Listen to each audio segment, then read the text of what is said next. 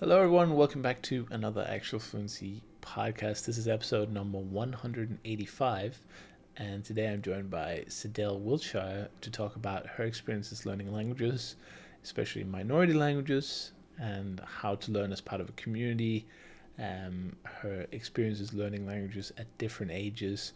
We talk a little bit about 60 plus language learning as well, and how that's a great way to keep the mind fresh and sharp.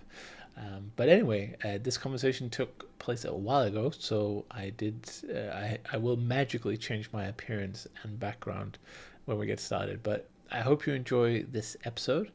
And if you have any guest suggestions or you'd like to be on the podcast, if you have an interesting language learning story or maybe you have achieved something interesting with languages, then send me a message, chris@actualfluency.com, and I would be happy to have you on. But for now, enjoy this episode with Sadelle, and I will see you in the next one. And we'll get the episode started with me asking Sadelle to give a little introduction of herself and her experiences learning languages.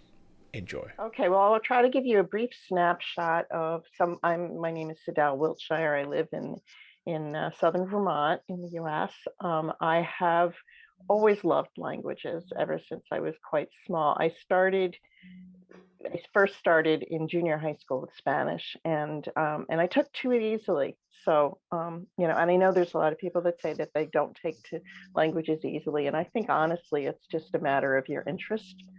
And also, well, I'll get into that. There's this whole layer of perfectionism in not just my country, but all over the world now, that I think gets in people's way. But I went from Spanish in junior high school to Spanish in high school, and then found myself kind of just maxing out on the Spanish classes and taking honors classes. And it was like almost too easy. It was a little weird, but we never really got a chance to speak. And then when I went into college, I wasted a year of college in architecture school, another story. But when I quit architecture school and I went back into liberal arts, the first thing I did was run back to languages. And I went back to Spanish, and I had maxed out their basic levels of Spanish classes also. I kind of tested out of them. So they stuck me in graduate level literature classes, which was actually great because that's where I started. I got a lot of, I guess, Colombian Spanish and Mexican Spanish in my head from my profs, and everything was in Spanish. And then I got bored. Uh, and I decided to say, okay, well, let me try something a little harder. And I have Russian is kind of a heritage language for me, so I started studying Russian and fell in love with it, and it became my major. And then I spent a summer in a place that's no longer in existence, but it was a rival of Middlebury College's summer programs at Norwich University, called the Russian School. 7 weeks, absolutely no English. Wow. It With the goal to help me get into grad school and pass the MLA exams at the time, and I did. And then my life changed because I met somebody. And I ended up going to the grad school he was going to. And not going down to DC, I wanted to go to a translation program. So anyway, got a chance to spend 3 months in the Soviet Union, which is, now we're going back a number of years. So I'm dating myself. Um, and Let me see. Yeah. So I did have some experience living in a country, I mean, I already had some of the language. I was already conversational, but that just upped it up a huge notch for me. So at one point in my life, I was pretty fluent in Russian. Um, and then life changed again. And when I moved up here to Vermont, there weren't many opportunities to speak it. At the time, I had decided that I didn't want to go into the government. There were a lot of jobs in the government, especially like the CIA and the NSA, and there was no way I was interested in that sort of work. And yeah, so I sort of let that. It was kind of like this dream that just suddenly died because that's what they were looking for. That's what the jobs were at the time. So over the years, I've always been interested in folk music, And so I've gotten exposed to a lot of French, especially Quebecois French, and I got a chance to hear some Irish and Scottish Gaelic as well, at these folk festivals, and so that's like a big love for me, and then so fast forward years later. I mean, I did take a little bit of Quebecois French, but I really can't speak it at all. Um, and then 4 years ago, it was after I came back from Scotland, of all places. I was really looking for a Scottish Gaelic class, but there weren't to be found around here. And then there was a local post, a local flyer at one of the food shops in town that somebody was teaching Irish. Wow. And I had always, I'd always gotten frustrated with Irish. It's one of those languages that you look at it and you're like, that just makes absolutely no sense. It's got Latin letters, but you just cannot make out how to pronounce things if you're like a Spanish or an English, Latin or German or English speaker.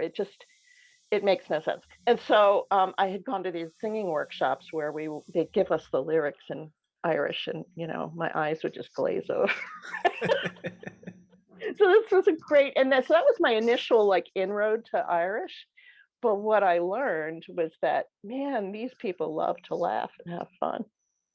And we have a great teacher. I still take classes with him once a week, and he gets us laughing like nobody else can. And he got us speaking really early, um, which was, and part of it is, and this is like, I guess, part of the tradition in Ireland is there's a long tradition of storytelling where you have these itinerant storytellers that go from place to place and would tell stories. So he got us sitting around, the kitchen table with some food and just, Céin scale is how you say, what's this, literally like, what's the story, or, what's your story? But it's like, what's new? So, and we were encouraged to do that, like right from the start, even with like a couple of words. So it's my first minority language, and I love learning it. And learning it online has been amazing. And actually, I think COVID has helped because there are so many programs that are available now Mm. online. And there's been a lot of cultural things through Ireland that happen at certain times of the year that that allow me to be in touch with people from Ireland as Super well. cool. Um, so let's see. The other thing I guess I just want to say is community, but I can talk about that more. Community is really important, and there's Yeah. a big Irish community here in the States. Oh yeah, of course, the big heritage language learning community Mm-hmm. uh, going on. Well, that's super cool, and you not perhaps not the language one would first guess to learn if you're living in New England, but it's very popular there, I guess. Yes. Yeah. Well, Boston, I mean, Massachusetts, I live not far from the Massachusetts border, and there are huge numbers of folks from Ireland had migrated to Boston, to all the big cities, really, New York, Philadelphia, Of but course, Boston is a huge one.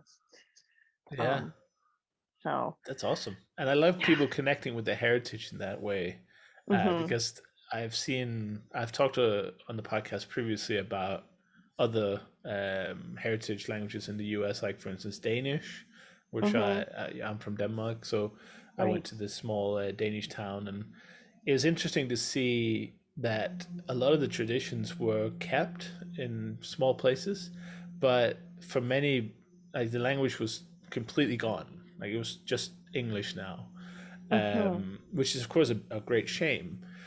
So it's nice to see that other communities can kind of stick with it and stay with that heritage, because I feel like a lot of the Danish people I talk to are, the let's say cultural Danish, not they were from Denmark, but hmm uh, they they consider it quite a sad thing that the language was lost a few generations ago. So yeah, hmm that's what can happen, and quite fast too.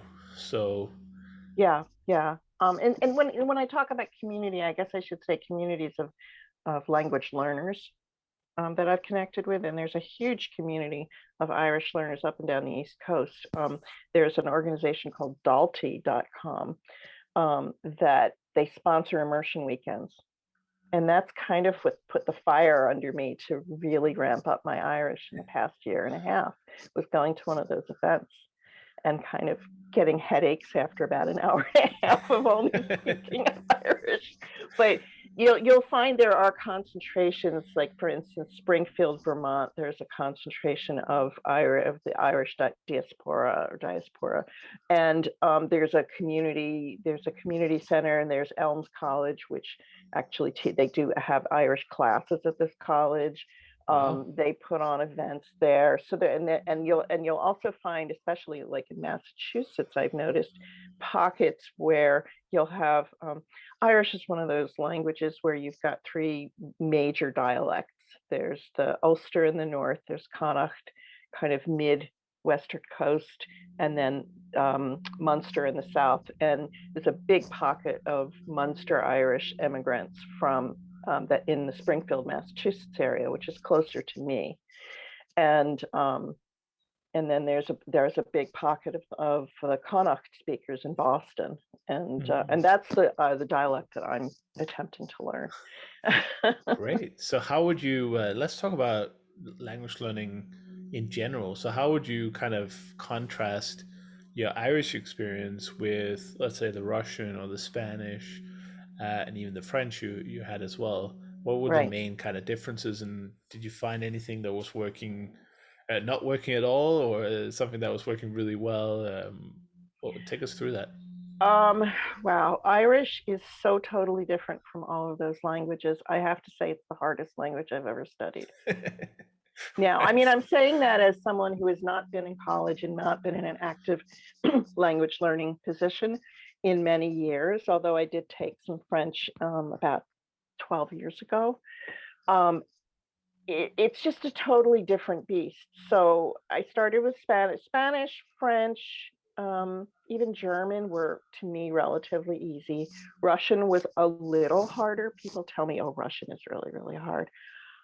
I compare that to Irish, and it's like Russian's down here and Irish is way up here. Right. And it's not, it's not even, I mean, there's no six cases, there aren't there isn't a different alphabet. Well, I shouldn't say different alphabet. There is. It's a Latin alphabet, but things are just totally different the way you pronounce things. And that was a huge hurdle. Actually, was learning to pronounce things. That was the first hurdle that we had in our class. Was so to be able to read out loud, and then but the problem, I think, the thing with Irish, and I love it, and I love challenges, so that's why I'm doing it too. But it's I think you need to be one of those people that doesn't mind being challenged Hmm. with a language. And but the thing with Irish is the grammar can be daunting. So I always recommend people start with a book that doesn't hammer you over the head with grammar, that just you get it sort of sideways. And Yeah. then you'll get curious after a while and say, okay, tell me more about that. Because I can tell you right now, I am still do not have I can't my declensions in genitive, especially with my nouns and adjectives down, because there's so many rule changes and there's so many rule exceptions. I've never seen so many rule exceptions in my life. Right. um, that but it's a fascinating language. It's a beautiful language, and I love that there are three different dialects to listen, so it's different that way too. I don't remember like saying, oh, you're learning Moscow dialect or St. Petersburg Right. dialect or anything like that. um, I do remember there was a difference with Spanish. And it wasn't huge though. It was more of, a little bit of pronunciation. And I found that I personally preferred Latin American Spanish. So I kind of stuck to that. But that's also, what my profs had. So Yeah. yeah. And it's a strange thing to aspire to be perfect in grammar, I always find. It's like, well, isn't it about communicating first and foremost. It's, Exactly. being grammatically Exactly. completely correct just seems like a very hard task to set yourself, especially in the beginning. Yeah. Right. Yeah. So, but that goes for a lot of languages. I mean, Russian, it's also a lot of grammar to Hmm. know, but German as well. A little bit less Hmm. important in German, I guess. But it's it depends on what you want to do. I know a lot of university programs, they focus a lot on the on reading and Hmm. kind of translating, Hmm. whereas that most, I would say, not hobby learners, or people learning by themselves, Hmm. probably would prioritize speaking and listening. Yeah. And that doesn't require perfect grammar in any way. So if anyone listening is worried about that, then definitely don't freak out about that, because that'll come and you'll see the Right. patterns and get there. I guess And also your and Irish you is know, more. Sorry, go ahead. oh yeah, no, I was just going to say, and I think just letting go of that perfection, because people don't really care when you're just having conversation unless they're, grammar police. But Right. then I don't, I try not to hang around those folks. Right. You just want to communicate your meaning across. So that's the step one. Yeah, Um, but I guess exactly. Irish is also the language you've learned, where you had the most technology available to help, Oh my God, and yes. and kind of, I can't even imagine what it must have been like to learn languages independently, like before digital flashcards, and like, that must have been such a challenge, and I guess it would be hard to even find a lot of materials in countries. Yeah, well, I think especially with Irish, I can't imagine what it would have been like learning Irish without the internet now, because of resources. I mean, certainly Irish has a whole lot more resources available than, let's say, Scottish Gaelic, but and a number of other minority languages, but still, um, I mean, I can turn on, there's a website you can go to called TG4 ie, and that is Irish. That's the Irish language television station.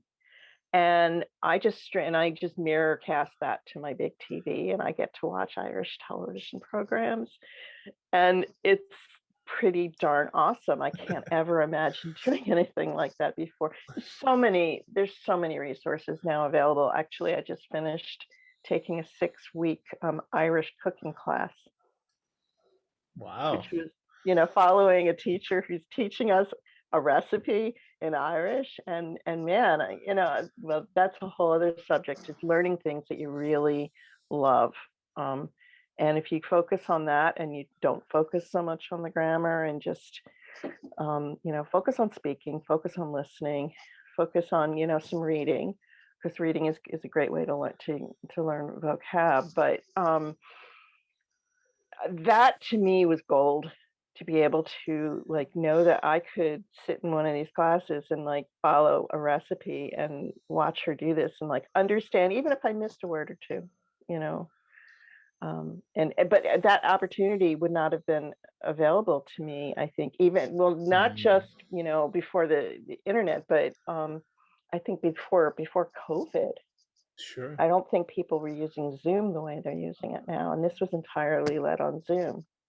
Yeah, So, definitely inspired a lot of organizations, teachers, and companies to offer a virtual version of their courses or products.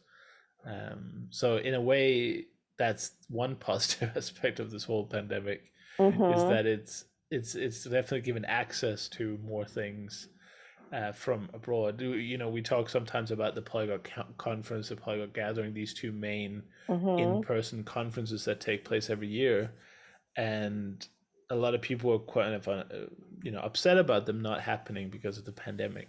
But actually, there's even more people who are very happy they're online, because now they can actually attend. I'm one Whereas, of them. yeah, I'm there one you of them. go. I just came off of my second polyglot conference, and it was amazing. Yeah, So, so it's I guess even in dark times, there's still light to be found, and language learning is one of those opportunities. yeah. Yeah, and I think, and so, I know one thing that you were interested in talking about was, language learning for people over 60. And so I will say and I don't know if this is the case as much with other languages, but it seems to me that there's a huge, huge amount of folks over 60 that are actually learning Irish now. And when Right. I take classes online, I want to say 70% of them are in that age range. But why do you think the average person would is learning Irish? Is it mostly heritage reasons that their forefathers, as it were, that came to the U.S., or is it more of a the Hmm. culture, or where does it I come from? I think a good percentage of them are heritage, come to it from that it's in their family. That maybe their parents didn't speak it, but their grandparents spoke it. Right. Um, Although actually a few, or their parents didn't, yeah, or yeah, mostly that that it's in their blood. Right. That said, there's a good percentage, and I'm one of them, of folks that came to it through culture and music and art. So yeah, it So was it's something that definitely. you enjoy already, and you want to Mhm. kind of enhance that experience, connect more with the experience and the culture, so you learn the language. What other what other benefits or personal enjoyment have you gotten from learning languages? Not just Irish, maybe, but maybe you have some examples from your Spanish or your Russian of experiences or maybe even opportunities that wouldn't have existed if you hadn't learned those languages. Um, Boy, well, it's a little hard to say for my Russian right now, because it was so far removed, and again, I was fluent more like 40 years ago. I did start to revive it this You summer. lived there in I did. and you lived your most of your life presumably when you were there through Russian, right? I did. I did. Right. We spent 3 months at Moscow University. Must So, have been a great feeling to kind of go there with a good language level that you could just kind of assimilate in straight into the environment. it was actually, it was really great. And, and I have to credit my grad courses, most of our courses were led in Russian. So we got speaking, I mean, it was, we also had a very strong exchange program with Moscow University. So there would be students that would come over, before Mm. we went over, we got to interact with students from Moscow, in our own home, in our home base. I got to socialize quite a bit, and before in the language, which I think is really important to be able to socialize. Um, and so then to take that and then transplant ourselves over in Moscow, it was we. I mean, yeah, there were times that when we were with some Americans, we'd slip back into English, but a lot of times we didn't. Um, a lot of times, we tried really hard to stick with Russian, and it was easier coming at it from going over there with an intermediate level of the language. And I kind of feel like that if I were to go over to Ireland now and spend my time in what they call the Gaeltachts, which are really small pockets of Ireland where it's Hmm. spoken every day, and I think I would have a much easier time. But you would like to have a sort of a good level first, or a good back minimum kind of knowledge, or would you just go there with nothing and get straight into it? Well, I know a lot of people that do because there's a program in Donegal called Igisgoil, and it's a school where people go for 2 weeks. I think it's mostly 2 weeks that they go for at a time, for intensive Irish Right. learning. So I think people at any level could do that. From what I've heard, that people will sometimes go to the Talk with just a tiny, tiny bit, or the kuplafuckle, as they say, which is like a couple of words, and you know they might get a hello back or something, a simple greeting, but then people will automatically start speaking Hmm. English because it's just easier. And I suspect that's, I mean, it's kind of like going to, you know Yeah, I suppose Denmark or the Netherlands, even, and trying to speak a couple of those words, and then people say, "Oh, but we know plenty of English. It'll be easier for us to talk in English." absolutely. We do see that a lot, especially the Hmm. better English in the country, the more likely people are to switch over when they hear an accent or people struggling with getting the words out. Right. Um, but it's interesting how, I would say, if I had to go alone to a country and I didn't know any of the language, obviously everyone's different. I would that for me, I would definitely need that intensive setup because if I was responsible for it on my own, I would feel quite overwhelmed by everything else trying to sort Hmm. out. But if you're going for, let's say, a limited time, you still have your home in another country, and you're signing up for one of these intensive classes where they kind of take you through it, so you don't have to worry about the admin and organization of the materials. Right. Yeah, I could see that being really powerful, and obviously you're part of a community there too because there's other students in the class, Right. and having a connection with other people is so important, isn't it? And Yeah. it's so powerful for something I can imagine for something like Irish, where you have the rich culture, and how nice Hmm. is it to learn how to cook some Irish dishes in Irish. Hmm. That's Hmm. a really great one. What other ways have you found community to be valuable to your learning? Well, music community, and I guess I'll say this, again, my interactions with French have been so minute, but my it was the folk music that brought me up there. I used to play the fiddle, and my main interest was Quebecois fiddle, Mm. traditional fiddle music. So I would go to some of these festivals, and there was a festival it was about an hour and a half north of Montreal that where most people just spoke French. And I volunteered one year, and an American who had volunteered the year before to me said, "Well, here's the tip about volunteering because you get to camp there if you volunteer." She said, if you sign up for the garbage crew or the rubbish crew to just clean up the grounds, you usually don't have to interact with people, and then you don't have to speak the language. Well, I signed up, and all of those spots were gone, and they stuck me in the food crew. And so all of a sudden I found myself in this position where I had to listen to people give me instructions in French about cooking and taking, pots of food over to feed the performer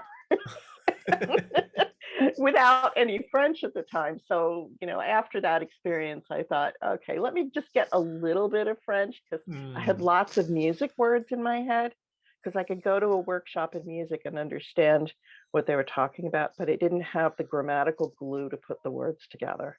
sure. So I ended up taking like one semester at Bennington College, I think it was, and it was just enough so I could string a couple sentences together. Unfortunately, I haven't used it since. I mean, I can like I was just we were just up in Quebec in August, and I can go into a store and ask for things and do stuff like that, but don't ask me anything more complicated than food, ordering food or shopping. Yeah, got it. You got the basics, but even that's what I like about languages to a large degree is that you don't need much for it to make a big difference, and No. a big difference in somebody else's life too. You go into Hmm. a shop, and maybe that shop is used to everyone speaking English or tourists or things like that. Once you show a little bit of initiative and you want to show that their language matters too, even if it's just hello, how are you? I just find that the smile and it just literally makes someone's day, even if you speak with like a kind of clumsy and, let's say, underdeveloped language skill. Maybe you make like 10 grammar mistakes per sentence. I've always found that people really appreciate the effort. And, if you think about it, if you made that clerk or that waiter or somebody's day 10% better just because you try to say a few words in French or whatever Hmm. language it is. I mean, I don't know any other hobbies that give you that instant kind of benefit, because you can just learn how to That's say, true. how are you, right? Right. Right. Right.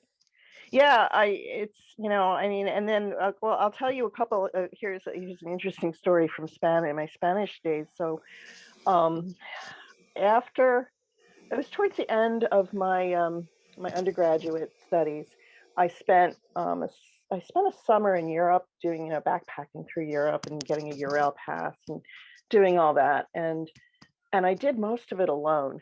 And when I was in Spain, I found myself one day on the train, and the one of the ticket collectors started kind of making moves on. I was young, I was, 21.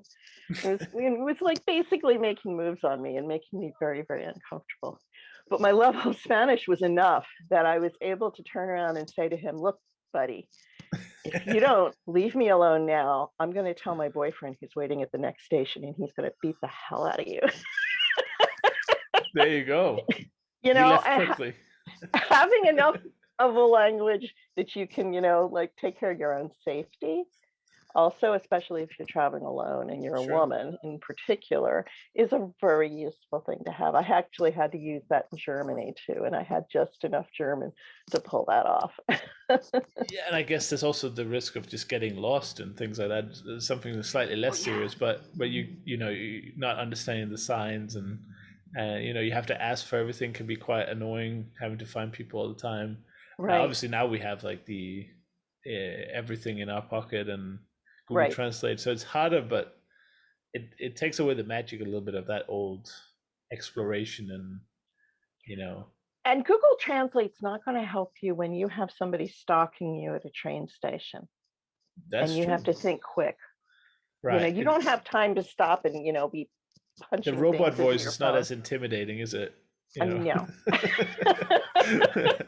But yeah, it's great. Do you feel like the thing about going to Europe, um it is it just me or did that used to be a bigger thing in the US? Because I feel like if you watch movies, yeah, I've watched a lot of movies from like the 90s or the 2000s. It feels like every American at some point was like, yes, I have to go to Europe. But go to Europe. It's kind of nondescript, but I just today is that still a thing, or is that kind of changed a little bit because we're so interconnected? That's a really good question, and I don't know that I could answer that because I'm not that in that age range now. And so my interactions with going to Europe look very different. Um, I know that, well, I had heard from a number of people while I was still in university that, this is the time to go before you get stuck into a real job, and have to live like an adult. Um, it was, and so I think, and also because it was so much cheaper to do it as a student because you get student rates on your Eurail passes, and student rates in the hostels, and in the museums, and all the places. Yeah, So lots of yeah, programs available as well that would organize the whole thing for you, and you know, yeah, I organized it myself. And I kind of flew by the seat of my pants and like changed my mind a lot. I had some friends though, and so I had places to land at various stages of my 3-month journey. So I had friends in Finland and Sweden, and I had friends in Germany. Um, and so those were like my home bases, I guess, if you right? will. Oh, you went all Um, the way out to Finland. That's a well, long way up. I didn't get to Finland on that trip, but my Finnish pen pal, my childhood Finnish pen pal, was living in Sweden at the time. So I got Ah, to right. spend a week with her in Stockholm, which was And amazing. yeah, hopefully it was summer, so it wasn't too Oh icy. God, yeah. That said, when I did get to go to Finnish, and also going back, dive back into languages for a minute. So when I was doing my master's program for Russian, we had to study a few other languages. So we had to take at least two other Slavic languages, and then they asked us to take one non-Indo-European language. Wow. And we managed to find somebody, on the campus who spoke fluent Finnish, and so she taught us Finnish for a year. Wow. And then it was after taking that Finnish class that we did our semester in Moscow. And so our last week, we planned this. Our last week, right after we left Russia, we took the train to Helsinki in the middle of the winter. Yikes. Yeah, that's cold. Yeah, yeah. That was my first experience uh, with 40 below temperatures, which is 40 below, by the way, is the same in Celsius and Celsius. Fahrenheit. Right, you're right. You're right. But it's bad in both of them, you know. It is. It's very bad. Yeah, and I learned about how well they you need to buy felt boot liners. That's how you keep your feet warm. And Yeah, everybody has a sauna in their apartment. there you go. How to keep warm otherwise, you know? No, it's great. It's Yes. dangerous that kind of temperature, you know. It's almost like, Yeah. you know, you can easily get Yeah. hypothermia and everything. But yes, I Yeah. what the last thing I just wanted to touch on before we finish was Hmm. the kind of the age of the language learner. You know, we Yes. hear a lot about, oh, if you don't learn a language by age 5, you pretty much there's no way you can learn a language. You know, we have these naysayers and you know Right. negative people basically, and then we have some people who, let's say, when you retire, they move to abroad, usually to the to the sun of it could be Hmm. Spain, Mexico. I see a lot of people moving to Portugal as well, where I live. Hmm. That's perhaps more the Brits more than the Americans, but I still see a lot of Americans coming here as well. So those would be people learning who are, let's say, 55 plus, 60 plus. I've had Right. emails from people who are 80 plus and learning Thai or other, hot country languages, you know. Yes. Um, so what's your thoughts on this, like the ageism almost in language learning, and what does it Hmm. give you in terms of benefits to pursue a language at your age? Um, okay, so I'd say the number one thing is keeping your brain active. If you don't use it, you lose it. I Mm, mean, that goes with physical activity as well as mental activity. So it's a wonderful, wonderful way to keep your brain active. And actually, that was one of the other motivating factors for me to try to dive back into Irish. Um, yeah, my memory isn't all so great, but it's not great in English either.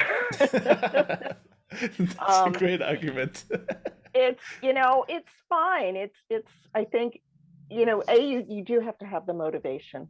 And if you don't have, or if you have the motivation, but you're feeling deflated all the time because you're learning slowly, learning in a learning with a group of other learners that are motivated as well can be a great thing, especially if you're in some sort of a structure where you can keep each other accountable.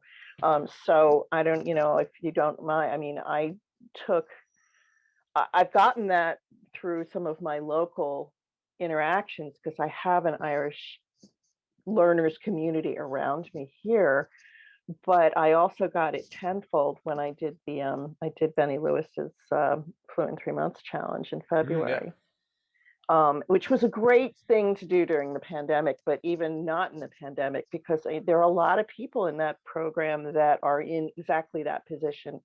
Not all the it's a lot of young learners too, but of the older folks, a lot of them are going to those countries like Portugal and Spain and you know Latin America and whatnot. Moving And for the so we see sun. moving to the sun. Yeah, in Thai we have a few Thai, we have a few in Mexico. And and so, it's been great to have that community and see that, okay, I'm not the only one doing this. I have some structure around me and I have people cheering me on and people I can check in with. And so, I mean, and there are lots of other places you can get that. You can find that through meetup groups. There's a number of Facebook groups you can find for Mm, your language communities. So, but I think especially for people 60 and over who are constantly getting them, well, they'd had years and years of having to get things perfect. So mm, that's the other thing is it's hard, I think, for a lot of folks that are older to let go of that being perfect because they had to do it all their work life, and just let themselves make mistakes. But frankly, you're going to have the most fun and you're going to have the most laughter if you let yourself just make mistakes. And oh yeah, I, I love that so yeah, much. If you can accept that you are terrible in the language and you just go use it anyway, and yeah, get a few laughs, and that to me is the funniest thing ever. Oh, and then these jokes, sometimes, in like my Irish class, we have all these in jokes now, for just Right. mistakes that some of us have made. I mean, Right. like one of the biggest ones in Irish is the difference between caca and caca. Caca is a Right. cake, and caca is probably what you think it is. Right. Yeah, yeah, like English. Yeah. Yeah, exactly. Um, and yeah, learning to laugh. I have a Learning to great laugh at story about yourself. that. I have a great story about that too. One of the funniest things that's ever happened to me, and I'll never forget it. So I'm doing an intensive Esperanto weekend in Berlin with Hmm. some Esperantists, and I just started the language basically. I just spent a few hours on flashcards, so I had a little bit of a vocabulary, but the Hmm. language is pretty regular. So there's almost no rules to learn. As long as you learn the conjugations, then the patterns, then you can pretty much speak it in a weekend. But Hmm. anyway, we have this long weekend. We have like a 12-hour day, and we're not allowed to speak English or any German or anything else, really. Sometimes we would anyway, but mostly it's all in Esperanto. So after the first day, I'm just fried. My brain is just like, what have you done to me? So I wake up the next day, and we go for the first kind of meeting of the day. And on the way, I ask one of the one of the organizers. Um, I think I said, "Ĉu vi havas tempon por aĉeti kafeon?" And she just didn't skip a beat. By the way, what I said was, "Do we have time to buy a coffee?" I thought, because I was basically I needed caffeine to Hmm. function, and Right. she didn't skip a beat. I love her for this. Judith is her name, and she just said, I don't remember the Esperanto. I'm not going to make it up now, but she basically said, "I don't know if we have time to buy a whole cafe, but we could certainly find a place to buy a coffee." So I had said cafe on instead of kafon, and I was asking if we had time to buy a cafe. So that was, and big shout out to Judith for just going straight with it, instead of trying to correct it right away. So yeah, that was a Right. good wake Right. up laugh there. And but the example, that happens. But some people might have said, "Oh, I'm disappointed in myself that I made that mistake," or I wouldn't have Hmm. said anything because I wasn't sure whether it was one or the other. Hmm. And yeah, I would just say being uh, not honest, that's the wrong word, but being true to your skill level and just throwing what you know out there, it Right. really comes back like tenfold. Honestly, it does. It does. It does. And I mean, a great example of this is I was always afraid getting started going to the conversation circles in our town, for our Irish conversation circles when I was just beginning. It was really, really hard for me to show up because I would go there and I would just listen to people and they'd ask me questions and I'd go, huh?